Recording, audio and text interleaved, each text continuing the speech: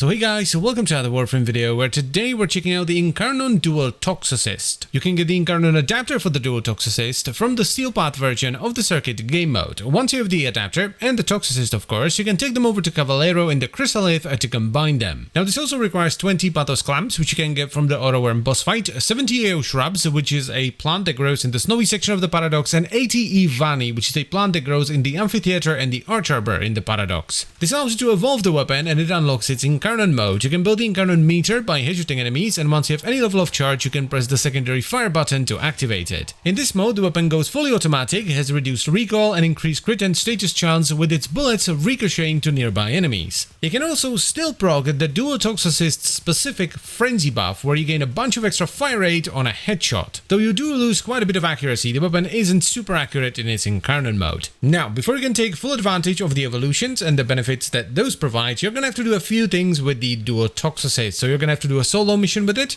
then you're gonna have to kill 100 enemies with its Incarnon mode, and finally you're gonna have to get 17 consecutive headshots. The evolution options you get here are actually pretty damn cool. The first evolution is a choice between Carnage Rain where you get 60 extra base damage and then you get 33% direct damage per status type affecting the enemy, and Fevered Frenzy where you get 50 extra base damage but then 5% extra multi-shot on an ability cast which stacks up to 20 times. The second evolution gives you a choice between a Ready Retaliation where you get 100% reload speed if you're reloading from an empty magazine, Evolved Autoloader which reloads half your magazine per second when the weapon is holstered, and Marksman's Hand which reduces the weapon's recoil by 50%. And the final evolution gives you a choice between Commodore's Fortune for 20% extra base crit, Neurotoxin for 70% extra toxin damage for 3 seconds on a headshot, and Ripper Rounds which on a kill gives you 3 meters of punch through for 7 seconds. Now even though I ended up not taking Ripper Rounds, it's actually a super fun evolution for the dual Toxocyst because of the way the Incarnon mode interacts with punch through. Basically every enemy you punch through whenever you fire this in Incarnon mode is going to magically create a new round that will ricochet to a nearby enemy. This kind of bumps up the clear potential on the dual Toxocyst, but it's not too crazy since the ricochet has a limited range of 5 meters. But anyway, the setup I ended up using has a combination of Carnage Rain for the base damage and then the extra direct damage per status type affecting the enemy, Marksman's Hand for the negative recoil because the weapon kicks a bit if you miss a headshot, and then Commodore's Fortune because being able to go hybrid with the dual Toxocyst is kind of nuts. The build I ended up using is a corrosive and cold hybrid, so we have galvanized diffusion and lethal terrain for fire rate and multi-shot,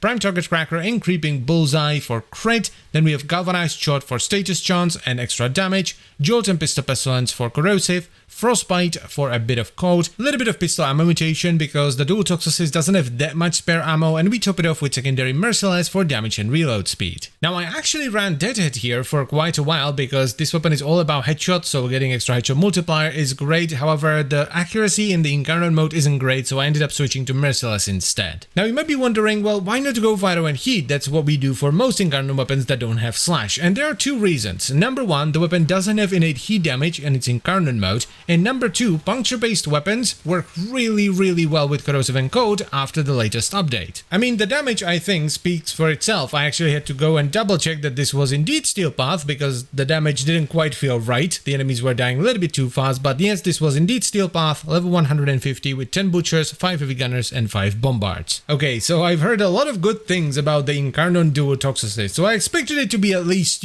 somewhat good.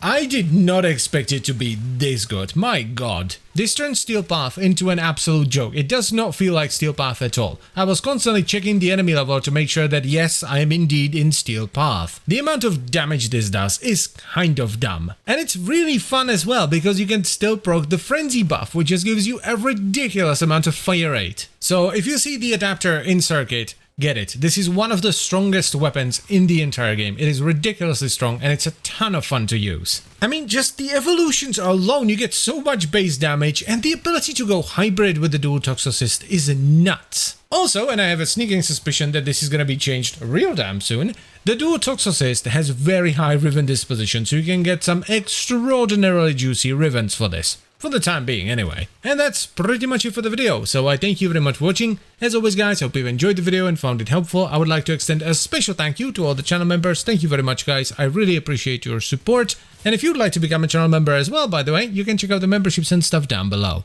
And I'll see you next time. Bye bye.